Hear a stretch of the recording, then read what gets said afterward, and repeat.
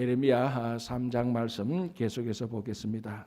다시 한 번 더 말씀드리자면 에레미야는 이스라엘 남유다가 이제 망하는 바로 그 직전에 선포하였고 망하는 것을 실제로 다 경험을 했습니다. 그러니까 우리가 앞에 봤던 이사야 선지자하고 한 시기적으로 따지면 130년에서 한 150, 160년 뒤에 나타난 선지자입니다. 그리고 이제 오늘 예레미야 3장에서 나타났던 역사적 배경 요시야 왕 때라고 말이 나오죠. 여기가 몇 절인가 하면은 6절에 요시야 왕 때 여호와께서 또 내게 이르시되, 그러니까 요시야 왕이 죽고 난 다음에 뭐 한참 뒤에 멸망한 게 아니고 요시야 왕이 죽고 난 다음에 요시야 왕의 3명의 자녀들이 바로 왕이 되고 한 명의 손자 여호야김의 아들 여호야긴이 왕이 되면서, 그러니까 요시야 왕 다음에 4명의 왕이 나타나지만 뭐 20년 30년 다 쓰는 게 아니고 바로 이어서 왕이 되다가 다 이제 망했습니다. 그러니까 시기적으로 북이스라엘이 망하고 남유다가 한 150년 뒤에 망하게 됩니다. 이게 이제 오늘 예레미야 3장에서 굉장히 중요한 게 됩니다. 왜? 이 예레미야 때 백성들, 이 백성들은 북이스라엘이 망하는 것을 다 경험했던 사람들입니다. 이게 굉장히 중요한 오늘 모티브죠. 왜냐하면 북이스라엘은 자기들처럼 이렇게 망하는 경우를 본 적이 없습니다. 그런데 남유다는 북이스라엘이 왜 망했는지, 어떻게 망했는지, 저렇게 하면 망한다는 것을 다 보았던 사람들입니다. 그러면서도 또 망하게 되는 거죠. 이게 이제 오늘 예레미야 3장에서 중요하게 말하고 있는데요. 자, 1절을 한번 보겠습니다. 예레미야 3장 1절 이렇게 되어 있습니다. 그들이 말하기를 가령 사람이 그의 아내를 버림으로 그가 그에게서 떠나 타인의 아내가 된다 하자 남편이 그를 다시 받겠느냐. 자, 그리하면 그 땅이 크게 더러워지지 아니하겠느냐 하느니라. 자, 이게 뭘 배경으로 하는가 하면은 신명기 24장 1절에서 4절을 보면은 남편에게 버림받던 여인에 대한 규례가 나옵니다. 그러니까 남편이 여인을 버립니다. 이제 거기에는 여인이 잘못해서 남편이 버리는 겁니다. 이혼 정서를 써서 남편이 이제 여인을 버리는 겁니다. 그러면 이 여인이 버림받은 여인이 다른 남자하고 또 결혼해서 살 수 있죠. 또 그렇게 살다가 또 버림을 받아서 전 남편에게 돌아옵니다. 그러면은 이 전 남편은 이 여인을 받지 않도록 되어가 있습니다. 그러니까 이게 뭐 자기가 잘해서가 아니고 버림받은 여인이 다른 남편에게 갔다가 다시 돌아올 때는 받으면은 안 된다. 그게 이제 버림받은 여인에 대한 규례가 신명기에 나옵니다. 지금 3장 1절에서 바로 그것을 배경으로 남유다를 얘기하고 있는 것입니다. 자, 하나님과 남유다의 관계를, 하나님과 유다의 관계를 지금 신랑 신부로 보는 거죠. 하나님이 신랑이고 이 유다가 신부로 보는 겁니다. 그런데 하나님께서 보니까 이 신부된 유다가 행엄하고 우상 숭배하고 불순종하니까 정당하게 버립니다. 그러니까 이 여인으로 비유된 남유다가 잘못했죠. 버림을 받아서 어디로 갑니까? 다른 남편에게 가죠. 그러니까 바알을 섬기고 뭐 가나안 신을 섬기고 우상을 섬깁니다. 또 섬기다가 보니까 여차저차한 이유로 쫓겨나서 다시 또 하나님께로 돌아온단 말이죠. 그러니까 하나님께서 예레미야 선지자가 하는 말이, 이런 여인은 율법에 의해서 받지 않는 것처럼 너희들이 이미 버림을 받았다가 그 다른 신들에게 갔다가 다시 오는 것은 내가 받지 않겠다. 그러니까 지금 하나님께서 이 남유다에 대해서 명렬한 아주 지금 분노 중에 하나님의 심판을 선포하고 있는 겁니다. 자, 지금 그렇게 돼서 만약 그렇게 받아주면 그 땅이 더러워진다라고 얘기를 하고 있는 것입니다. 자, 계속해서 1절 중간부터 볼게요. 그리하면 그 땅이 크게 더러워지지 아니하겠느냐 하느니라. 너가 많은 무리와 행음하고서도 내게로 돌아오려느냐 여호와의 말씀이니라. 그러니까 많은 무리와 행음하고도 뻔뻔하게 회개도 하지 않고 잘못을 알지도 못하고 태연하게 그냥 돌아오겠느냐 이 말입니다. 물론 용서받지 못할 죄는 없고 아무리 악한 죄를 지어도 하나님께서는 다 받아주십니다.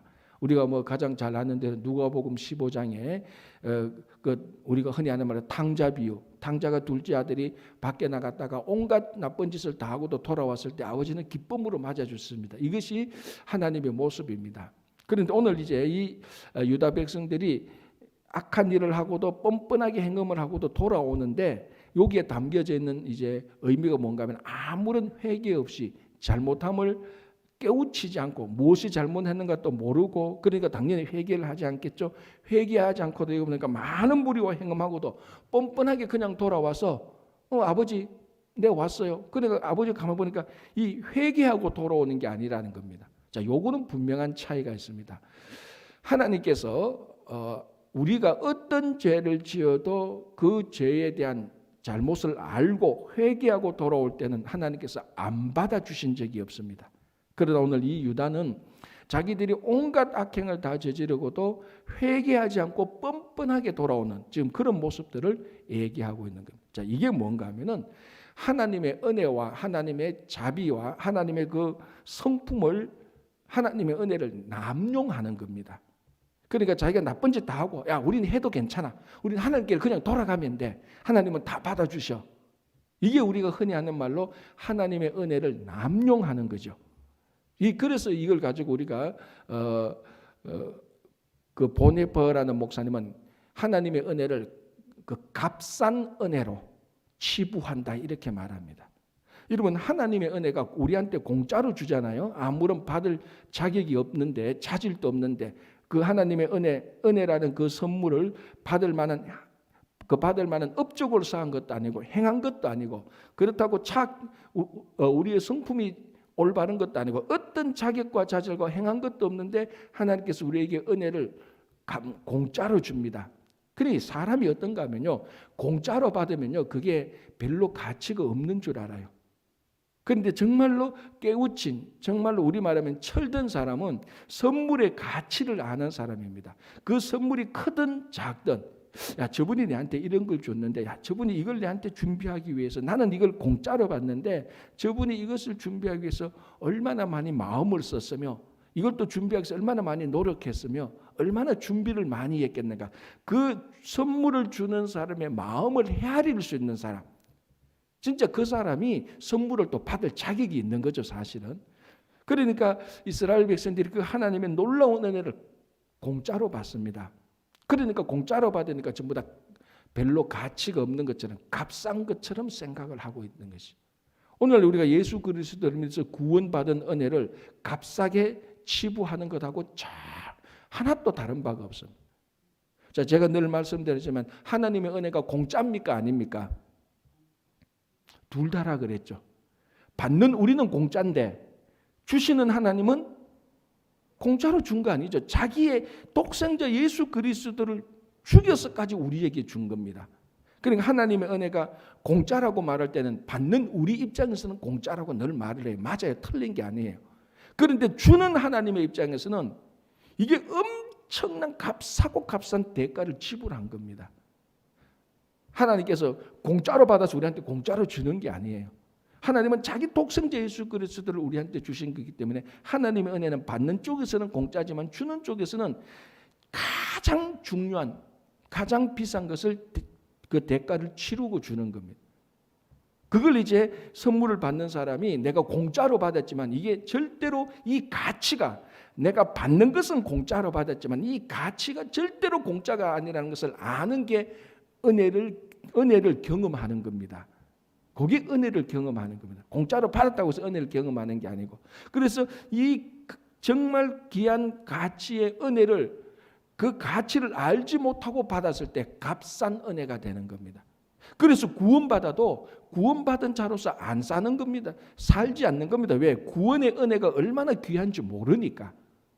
값싸게 받아서 공짜로 받았으니까 값싸게 받았으니까 이거 뭐 그냥 받았네.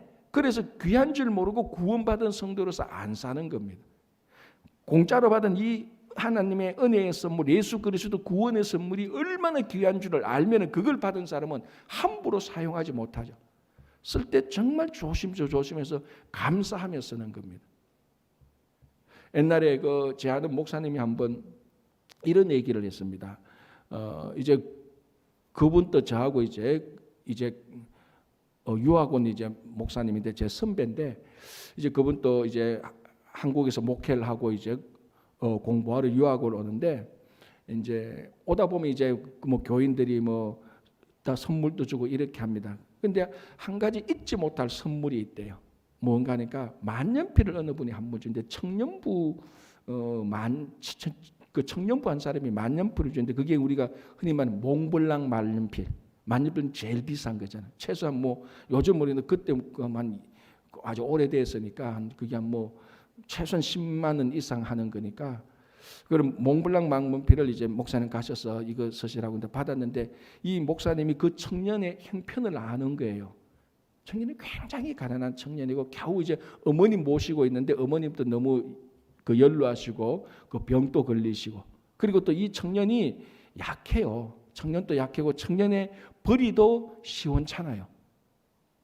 그러니까 이 목사님이 늘 그 청년에 대해서 늘 애틋한 마음이 있어요. 저 청년이 좀 잘 됐으면 좋겠다. 저 청년도 건강하고 어머니 모시고 있는데 참 우리말로 하면 좀 일이 잘 풀리고 좀 재정적으로도 좀 부자가 되고 다 건강했으면 좋겠다는 목사님이 늘 마음에 있는데 이 이제 목사님 유학 온다고 오니까 그 청년이 나중에 따라서 목사님 너무 고맙다고 우리를 잘 지도해줘서 고맙다고 뭐 조그만 펜 같은 거 하나 냈는데 미국 와서 뜯어보니까 뭐 바빠가지고 미국 뜯어보니까 이게 몇십만 원 하는 몽블랑 만년필인 거예요.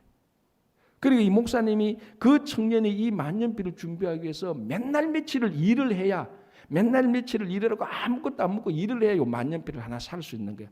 뭐 부자들이야 뭐 그냥 마음대로 뭐 그런 거 몇 자루도 줄 수 있죠.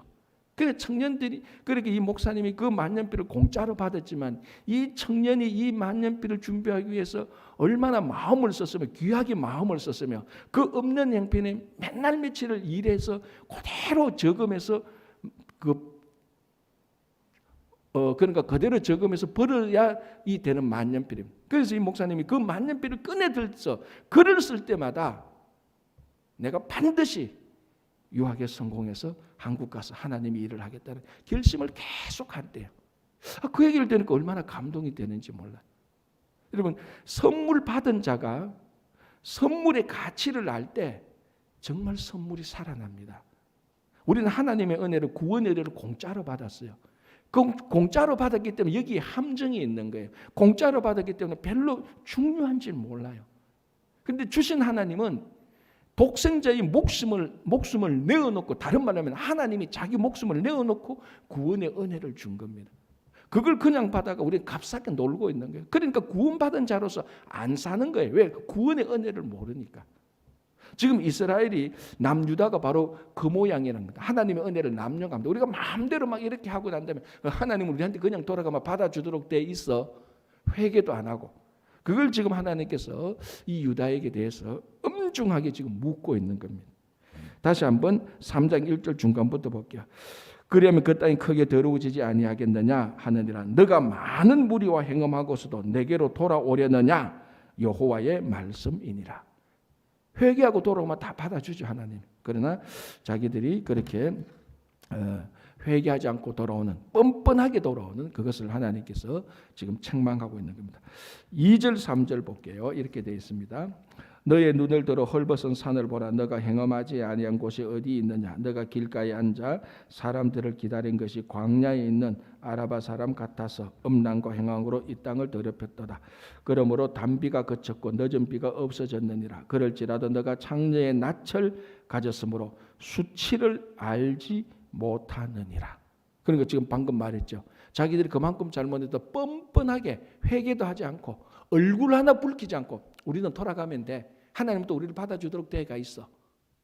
그러니까 창녀처럼 수치를 뻔뻔한 두꺼운 얼굴을 가져서 수치를 모른다는 겁니다. 잘못을 지었으면 수치를 아는데 여러분 그 미국의 유명한 작가 마크 트웨인이라는 사람이 했는 말이 있습니다. 인간은 낯을 붉히는 유일한 동물이라 말했습니다.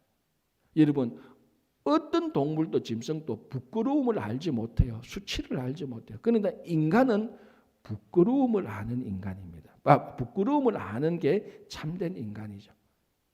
그래서 어떨 때는 자기가 잘못하고 부끄러움을 모르는 것은 그건 짐승하고 똑같은 겁니다.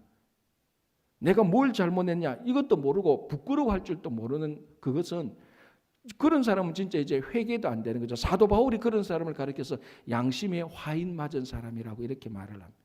양심에 화인 맞으면 부끄러움과 수치를 모르죠. 그러니까 사람이 성도가 제대로 성도가 되려면요, 수치를 알아야 돼요. 부끄러움을 알아야, 아, 이거 내가 하나님 앞에 잘못했구나. 아, 이거 내가 교회 공동체 이건 진짜 잘못했구나. 그 부끄러움을 알아야 회개할 수 있는 겁니다. 지금 남유다의 어떻게 보면은 남유다의 가장 큰 문제는 부끄러움을 모르는 거예요. 그러니까 회개를 하지 않는 겁니다. 그래서 하나님께서 너희들이 수치를 알지 못하는구나라고. 이 수치를 아는 것은 참 가슴 아픈 일입니다. 그러나 수치를 아는 것이 가슴 아픈 일이지만 그게 다시 회복할 수 있는 은혜의 기초가 놓인 사람들입니다. 그렇잖아요. 그래서 목회나 인간상 목회도 그렇고 우리가 이렇게 살다 보면 어떤 사람을 만났는데 너무 뻔뻔한 사람은 만나기 싫습니다. 수치를 모르니까. 그죠? 자, 이제 4절 5절 그렇게 뻔뻔한 사람들이 하나님의 은혜를 또 남용하는 모습이 이렇게 나타납니다. 4절 5절 볼게요. 너가 이제부터는 내게 부르짖기를 나의 아버지여, 아버지는 나의 청년 시절의 보호자이시오니 노여움을 한없이 계속하겠으며 끝까지 품으시겠나이까 하지 아니하겠느냐. 보라, 너가 이같이 말하여도 악을 행하여 너의 욕심을 이루었느니라. 그러니까 뭐냐면 우리가 잘못해도 하나님은 노여움을 끝까지 품지 않아. 하나님은 우리의 청년에 어렸을 때 우리 청년 때 애호자야. 그래, 이게 하나님의 성품을 남용하고 있는 거죠. 아까 하나님 은혜를 남용했던 것처럼. 자, 하나님의 은혜가 하나님은 끝까지 노여움을 품지 않고 하나님은 너를 어렸을 때부터 늙어 죽을 때까지 보호한다. 이거는 사실은 그 이스라엘 백성들이 자기 신앙으로 고백해야 되는 말이고 문제가 터졌을 때는 하나님이 이스라엘 백성들한테 용서해 줄 때 그렇게 해야 되는 말입니다. 그런데 이스라엘 백성들이 그걸 이용해 가지고 하나님께 나오는 이런 모습들을 우리들에게 보여주고 있습니다. 자, 이제 6절부터 10절까지 아까 제가 얼핏 말씀드린 것처럼 하나님이 예레미야 선지자에게 말합니다. 야, 남유다 너희들은 북이스라엘이 멸망하는 것을 다 봤지 않느냐. 그러면서도 어떻게 이렇게 끝까지 배신하느냐라는 그런 내용이 있는데요. 자, 한번 볼게요. 7절을 볼게요. 그가 이 모든 일들을 행한 후에 내가 말하기를 그가 내게로 돌아오리라 하였으나 아직도 내게로 돌아오지 아니하였고 그의 반역한 자매 유다는 그것을 보았느니라. 무슨 말인가 하면 아직 이스라엘이 돌아오지 않았다는 겁니다. 이 북이스라엘이 잘못해서 멸망을 했는데 아직까지 돌아오지 않는다. 그런데 그의 자매, 북이스라엘의 자매, 원래 죄송합니다. 형제인데 그냥 자매라고 표현한 거예요. 어쨌든 북이스라엘의 자매인 반역한 유다는 그것을 보았다는 겁니다. 그러니까 북이스라엘이 얼마나 잘못해서 망했느냐 그게 초점이 아니고 그걸 뻔히 다 보았던 유다는 또 북이스라엘처럼 똑같이 잘못을 하고 있다는 겁니다. 자, 한번 볼게요. 8절 보겠습니다. 내게 배역한 이스라엘이 간음을 행하였으므로 내가 그를 내쫓고 그에게 이혼서까지 주었으되, 자, 북이스라엘을 멸망했죠. 그래 하나님께서 간음했던, 자, 이제는 하나님과 북이스라엘의 관계를 먼저 얘기합니다. 하나님과 북이스라엘의 관계에서 북이스라엘이 간음을 했습니다. 우상을 섬겼죠. 그래서 하나님께서 정당하게 이혼시켰습니다. 이혼 정서를 줘서 쫓아냈습니다. 그건 율법에 의한 거하고 똑같죠. 자기 아내가 잘못하면 이혼 정서를 써서 이혼하면 끝나는 겁니다. 그래서 북이스라엘이 쫓겨서 망해버렸습니다. 그런데 8절 중간에 그의 반역한 자매 유다가 두려워하지 아니하고 자기도 가서 행음함을 보았느니라라고. 누가 더 나쁩니까? 유다가 더 나쁘죠. 왜? 유다는 앞에서 망하는 거 뻔히 보고도 똑같이 또 했습니다. 그죠? 자, 그래서 11절을 보시기 바랍니다. 11절. 여호와께서 내게 이르시되 배역한 이스라엘은, 북이스라엘을 말합니다. 먼저 망했던 배역한 이스라엘은 반역자 유다보다 자신이 더 의로움이 나타났나니. 자, 이거는 정말로 충격적인 말입니다. 여러분, 북이스라엘에 19명의 왕이 있었는데 한 명도 하나님 앞에 의롭다고 인정받은 왕이 없습니다. 19명의 왕이 전부 다 하나님 앞에서 다 실패한 왕입니다. 우리가 열왕기를 보면 북이스라엘이 얼마나 그 악한 왕이죠. 뭐 아합 왕, 뭐 이세벨, 뭐 이런 뭐 모든 왕들이 한 명도 옳게 된 왕이었습니다. 그래서 결국 하나님이 참다해서 아수르 손에 넘겨서 완전히 멸망했습니다. 그런데 이제 남유다의 말기 때 요시야 왕 다음에 그 후 때 보니까 그 북이스라엘의 악함보다도, 그래서 뭐라고 표현합니까? 배역한 이스라엘은 반역한 유다보다 더 의로웠다라고 말합니다. 우리말로 하면은 참 이 인간 진짜 나쁘다 했는데 150년이 지나니까 이 인간보다 더 나쁜 인간이 또 나타나는 거예요. 지금 그게 남유다라는 겁니다. 문제는 이 남유다는 하나님께서 북이스라엘은 인정하지 않았고 남유다는 하나님께서 정통 왕조로 다윗의 후손으로 인정을 한 왕조고 인정한 하나님의 자녀들입니다. 그런데 보니까 북이스라엘이 망하는 걸 보고도 훨씬 더 나쁜 일을 했다. 그럼 오히려 북이스라엘이 더 의로웠구나. 우리말로 하면 좀 비슷한 표현일 수 있지만 구간이 명간이다 이거. 앞에 멸망했던 그 북이스라엘이 지금 이 남유다보다 훨씬 더 낫구나. 그래서 12절 13절에 예레미야에게 뭐라고 말합니까?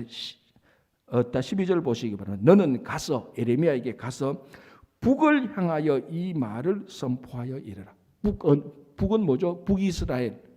야, 남유다를 보니까 훨씬 더 악하구나. 남유다보다는 오히려 북이스라엘을 구원하는 게 낫겠다. 이 말입니다. 하나님께서. 그래서 예레미야에게 야, 너 남유다 얘기하지 말고 저 북쪽에 한번 올라가 보라.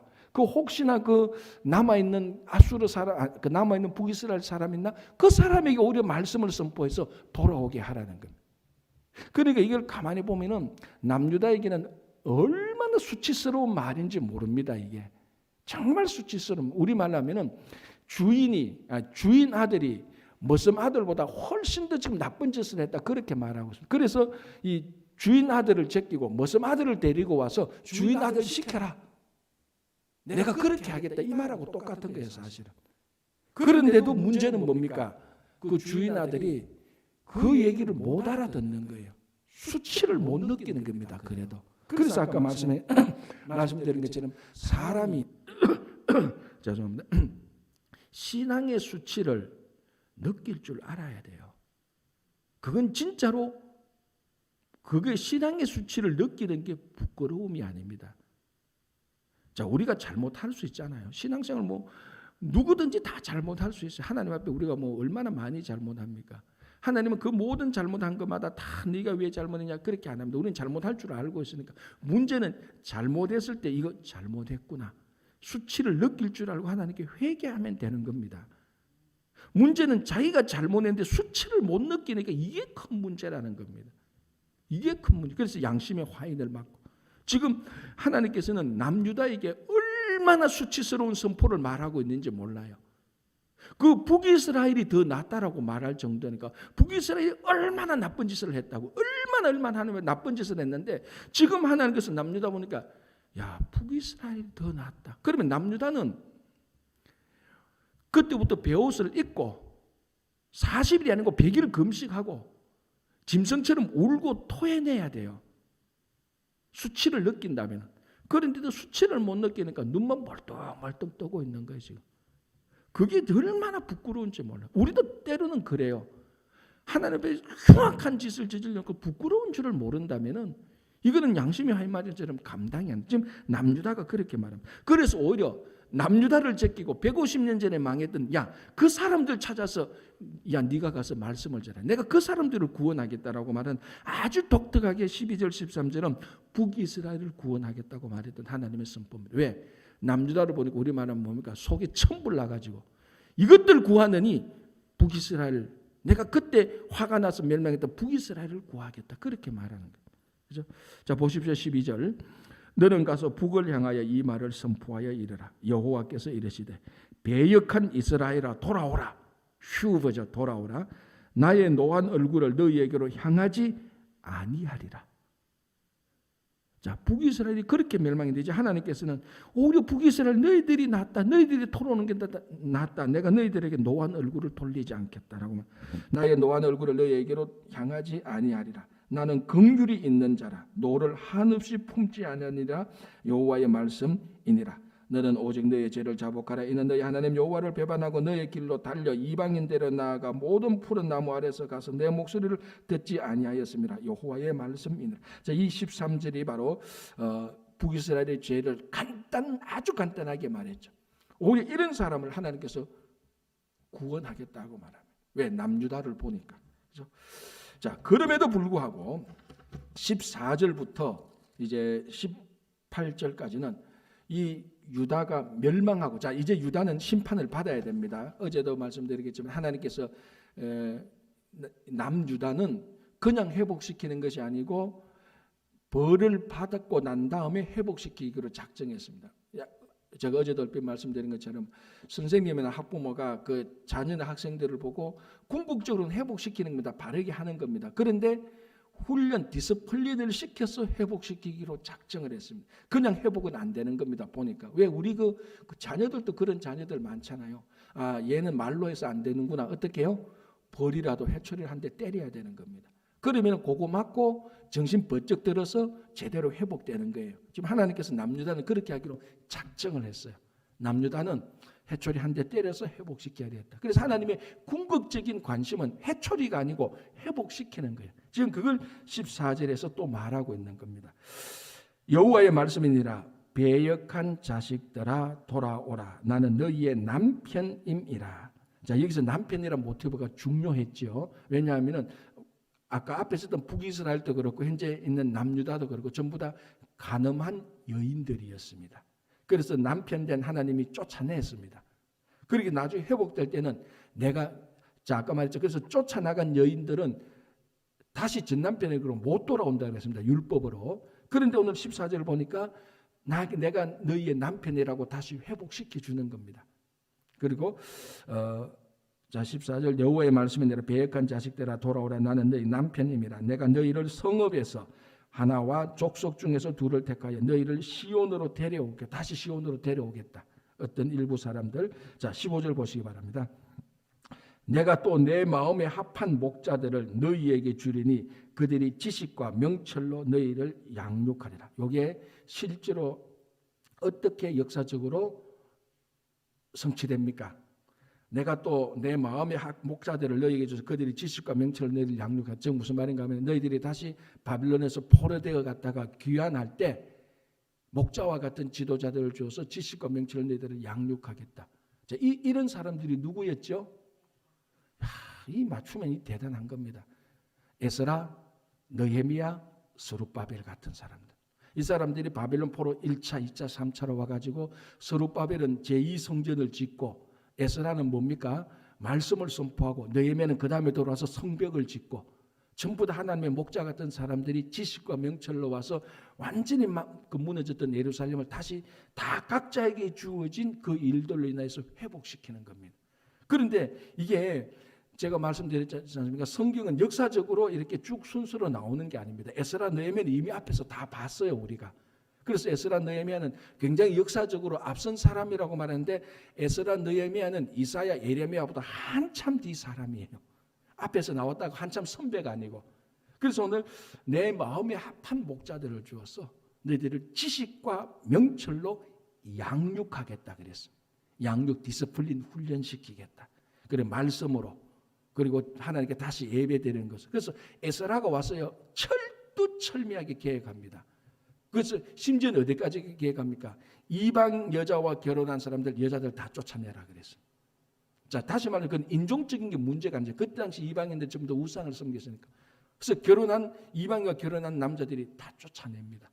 그래서 실제로 어떤 역사가들은 그게 진짜로 일어났겠네라고 의심까지 품습니다. 여러분 한번 생각해 보십시오. 이방 여인하고 결혼하고 자녀까지 가지고 있었는데 에스라가 나타나가지고 야 우리 이래가 안 된다. 하나님 왜 철두철미하게 살자. 이방 여인하고 결혼한 사람들 이방 여인들 지금 다 이혼하라. 다 쫓아내라. 이게 가능했겠어요?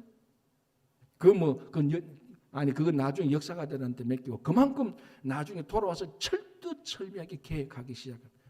혁명하기 시작합니다. 그래서 오늘 내 마음에 합한 목자들 너에게 주니 그들의 지식과 명철들을 양육하리라 라고 해서 망하고 심판된 예루살렘을 다시 회복시킬 것이라고 말합니다. 어떻게 보면요 지금 이 코로나 팬데믹 당하는 것이 온 인류가 지금 해초리 맞고 있는 것하고 똑같아요. 하나님께서 이 코로나 팬데믹 한 번 해서 해초리 때려서 다시 회복시키겠다 그렇게 말하고 있습니다. 그래서 해초리 한 대 맞을 때는 아프지만은 문제는 그거 맞고 회복돼야 되는데 맞고 또 망한 길로 가면 이게 제일 나쁜 the worst case인 거예요. 우리가 worst case는 안 내야 됩니다. 그래서 지금 이 코로나 팬데믹을 통해서 하나님께서 우리를 회복시키려고 하는 그 준비 과정에 바로 있다는 겁니다. 그래서 이런 과정 속에서 우리가 하나님으로부터 디스플린, 말씀과 기도와 신앙과 인격의 이런 훈련을 잘 받아서 코로나 팬데믹이 지나고 난 뒤에 훨씬 더 성숙한, 훨씬 더 회복한 그런 성도들이 되기를 바랍니다. 기도하겠습니다. 하나님 아버지 감사합니다. 오늘도 하루를 시작합니다. 혹시 우리 가운데 수치를 알지 못하는 부분이 있다면 용서해 주시고 하나님께서 우리의 무뎌진 화인 맞은 양심을 깨쳐주셔서 우리의 잘못의 수치를 느끼고 회개하는 심령이 되게 하여 주시옵소서. 이 코로나 팬데믹 가운데 온 인류가 하나님 앞에 다시 나와 회복하는 인류가 되고 회복하는 가정과 회복하는 교회와 회복하는 개인과 직장과 일터와 건강과 재정이 다 되게 하여 주시옵소서. 주님 특별히 2월 마지막 주에 이제 임직하는 우리 장로님, 권사님, 집사님 모든 분들 주님의 충성스러운 일꾼이 되게 하여 주시고 또 우리 코로나 팬데믹 가운데 우리 주일학교 자녀들 믿음 잃지 않도록 주님께서 꼭 돌보아 주시고 또 수고하시는 우리 전도사님들, 교사들 함께하여 주시옵소서. 우리 김영만 장로님 주님께서 또 치유해 주실 것을 믿으며 재정과 또 건강에 어려움 있는 모든 분들 회복시켜 주시옵소서. 예수님 이름으로 기도합니다. 아멘.